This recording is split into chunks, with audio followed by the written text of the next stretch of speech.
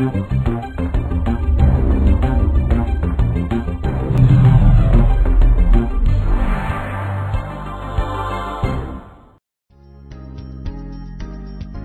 welcome back to yet another Inspired XPress end-user operation training video.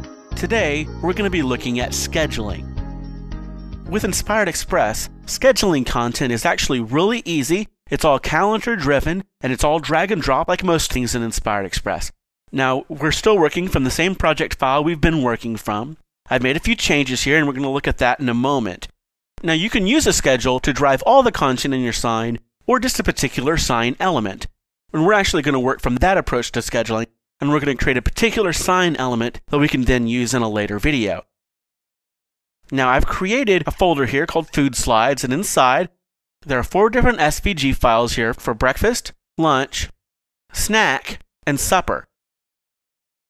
I'll let you look at the breakfast one. You can see how that works. It says, got breakfast, and we got a playlist, playing pictures. And the same is for lunch. And snack, and supper. These different playlists are just playing different pictures here, and the idea is that these pictures are going to be playing at different times of day, and that's generally the idea behind the schedule that we're going to create. I'm going to go ahead and close this for now. And I'm going to create a schedule that's going to use these 4 slides here on a schedule. And to create a new schedule, you just right-click, New Schedule, and we have new.ics, that's a new schedule. And you just right-click and rename, and we're just going to rename this food.ics. And I'm going to double-click to open. And you see here, it's just a calendar, and all we're going to do is drag and drop our items onto the calendar. Now, we can view the calendar yearly, monthly, weekly, or daily, and we're going to view daily. So, breakfast. To add breakfast on the screen, you just click it, and you just drag. And we're going to drag over here to the 5 o'clock hour, and let go. Now, that ended up driving at 5:40. It wasn't exactly where I wanted, but I can just manipulate it here. Go to 5. And I can stretch the time here and stretch that as far as I want. Let's do it to the 11 o'clock hour. That's 11:05, so that's not exactly what we want, 11 o'clock. And we do the same thing for lunch. You want to be sure you have a plus sign whenever you're dropping the items. Remember, if you have an arrow, that's going to replace that item. We want a plus sign, so it's adding. And we'll do the same thing for snack and supper. Okay, so now I have breakfast, lunch, and dinner, as well as a snack here. Now, I want snack to also display for the late night hours, from 9 o'clock p.m. to 5 o'clock a.m.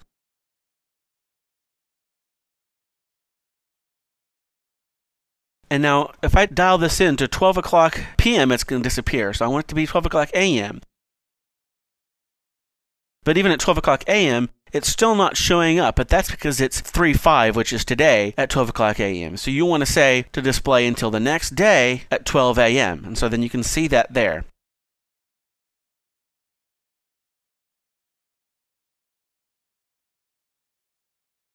I'm just going to dial this up to 5.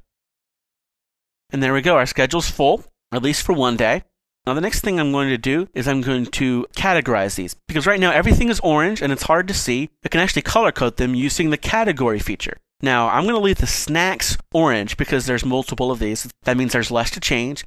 But I'm going to adjust the breakfast, lunch, and dinner and make them a different color. So I'm going to take breakfast. And I'm going to categorize that one. Oh, let's just do green. There we go. And that looks good. Now I know where breakfast, lunch, and dinner are, and when the snack signs are displaying. So now that I've got a full schedule for a day, I'm going to make these repeat. And the way to make them repeat is just select one of your sign elements, and then you click the repeat checkbox. And then I need to set the pattern. This is going to be the pattern for how it's repeating, and it can recur every day. Right now it's set to recur every day forever, so it's going to repeat every single day the same, which is actually what we want. But I could do it every other day. I could do it every 2 days, 3 days, 4 days. I could do it every week, every month, every minute. I could do it for a period of time. If you have a special that you're running for a couple weeks and you want to run the sign for just a couple weeks, well, then you can do your until. You can end after a certain amount of times. And there's all sorts of advanced parameters in here too that you can really do some complex scheduling if you really need to tweak your scheduling. But this is fine for us right now, so I'm just going to click OK. And I'm going to do the same thing for each of these. Just select it, and then do repeat, and adjust the pattern. And there we go. Our sign is adjusted, and we've set our pattern. So let's apply this. Okay, now that we've applied, our schedule updates. And right now, because it is 10:57, the sign is displaying breakfast. Now, if I adjust this, then we can see what's displaying at different times of the day. Now, if I adjusted it and I said it was 12:57, well, then it's lunchtime, and we're going to see the lunchtime sign. And if I adjust it to 15:57 or 3:57, because it's a 24-hour clock, if I set it to 15:57, then we're going to see, well, 3:57 in the afternoon is snack time. And then if we adjust it later, 19:57, well, then that's supper time, and we can see the supper time sign playing. And we can even adjust the date too, so if you have things displaying every other day, you can go and say, okay, well, what's displaying tomorrow at 18:57? Well, it's supper. And if you ever want to check and make sure you have your repeating set right, you can go to month or to week. You can see they're displaying this week. It started on Friday. We didn't have anything scheduled before, so we don't see anything until Friday, which is when our scheduling started. But as of today, everything's going to repeat daily. I'll show you that. We go next week and see our schedule's full. And then the next week, schedule's full. Or if we go to year, well, we have something displaying the entire year. Now we have a schedule set up the way we want. So let's go to save and save our changes.